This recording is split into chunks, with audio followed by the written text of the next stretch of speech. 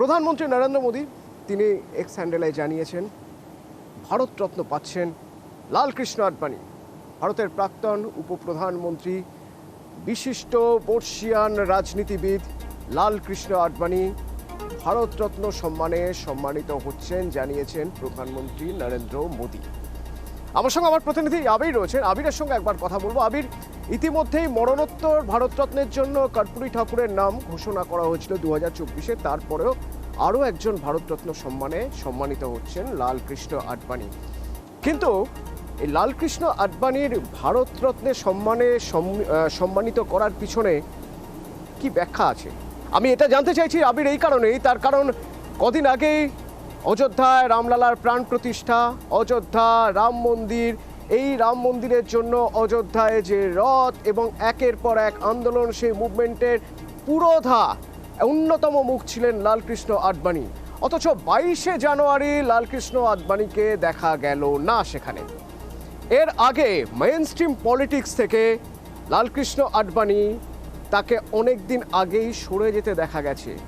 তিনি আড়ালে, তিনি অন্তরালে, তিনি কি করছেন, থিঙ্ক ট্যাঙ্ক হিসেবে বিজেপির যারা কাজ করছে আদৌ তার মধ্যে তিনি রয়েছেন কিনা কেউ জানতে পারছে না। তাহলে কি এটা কোথাও একটা ড্যামেজ কন্ট্রোলের জায়গা, কোথাও কি একটা সান্ত্বনা পুরস্কার?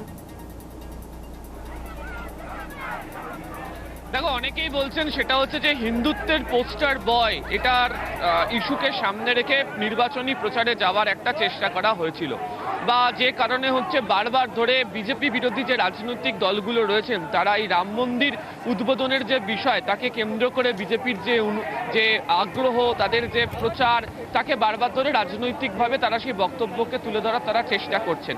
তুমি যে প্রসঙ্গের কথা অতনু বলছিলে একেবারেই তাই। একটা সময় অযোধ্যা বা যে রথযাত্রা তার নামকে ঘিরে হচ্ছে লালকৃষ্ণ আডবাণীর নামকে ঘিরে বরাবর ধরে চর্চা হয়েছে। এছাড়াও হচ্ছে বাজপেয়ী আডবাণী যে জামানা, তাদের যে রাজনৈতিক যে পর্যবেক্ষণ, তাদের যে রাজনৈতিক কার্যকলাপ, যে ইতিহাস, স্থানীয় বারবার ধরে বিজেপির অন্দরে বিভিন্ন সময় ধরে চর্চা থেকে গিয়েছে। তবে পরবর্তী সময়ে বিজেপির অন্দরেও একটা কথা প্রচলিত হতে থাকে যে মোদী অমিত শাহ যেভাবে তাদের যে কর্মকাণ্ড, তারা যেভাবে প্রশাসন চালাচ্ছেন, কেন্দ্রীয় মন্ত্রিসভার ক্ষেত্রে চালাচ্ছেন, দেশ জুড়ে তারা যেভাবে তারা দল চালাতে শুরু করেছেন, সেক্ষেত্রে দাঁড়িয়ে কোথাও গিয়ে যারা পুরনো দিনের যারা বিজেপি নেতারা ছিলেন তাদের সঙ্গে গিয়ে কোথাও গিয়ে দূরত্ব বৃদ্ধি পেতে শুরু করেছে, এবং সেই অর্থে দাঁড়িয়ে লালকৃষ্ণ আডবাণীর নাম বারবার ধরে উচ্চারিত হয়েছিল।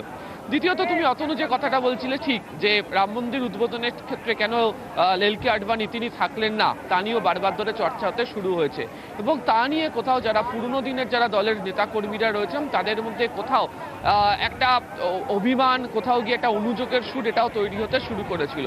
তবে যারা পুরনো নেতারা রয়েছেন তাদেরকেও এখন থেকে যে ময়দানে নামানো, তাদের প্রতি যে সম্মান রাখা হচ্ছে, তাদেরকে যে দল কোনোভাবে ভুলে যায়নি সেই বার্তা দেওয়ার চেষ্টা করা হয়েছে, এবং সেই বার্তা দেওয়ার জন্যই হচ্ছে যে লালকৃষ্ণ আডবাণীর নাম এভাবে ঘোষণা করা হলো। এবং তুমি যদি দেখো সেটা হচ্ছে যে আজকে সকালবেলায় লালকৃষ্ণ আডবাণীর বাড়িতে নরেন্দ্র মোদী তিনি পৌঁছে যান, তার কারণ সোশ্যাল মিডিয়াতে টুইট করে তিনি নিজেই এই খবরটি জানিয়েছেন যে ভারতরত্ন দেওয়া হচ্ছে লালকৃষ্ণ আডবাণীকে, এবং তিনি যে গিয়ে তাকে শুভেচ্ছা জানিয়ে এসছেন সেই কথাও তিনি এর মধ্যে উল্লেখ করে দিয়ে এসছেন। ফলে অবশ্যই খুব স্বাভাবিকভাবে 2014 থেকে ক্ষমতায় থেকে প্রায় 10 বছর হতে চলল, এতজন ভারতরত্ন পেলেন, লালকৃষ্ণ আডবাণীর নাম তো কখনো আসেনি, এখন লালকৃষ্ণ আডবাণীর নাম। তাহলে কি দলের মধ্যেই বর্ষিয়ান নেতারা যখন কথা বলতে শুরু করেছেন তখন লালকৃষ্ণ আডবাণীর নাম ভারতরত্ন সম্মানে ভূষিত হবে বলে নাম ঘোষণা করা হলে প্রশ্ন তো উঠবেই। তবে আবির,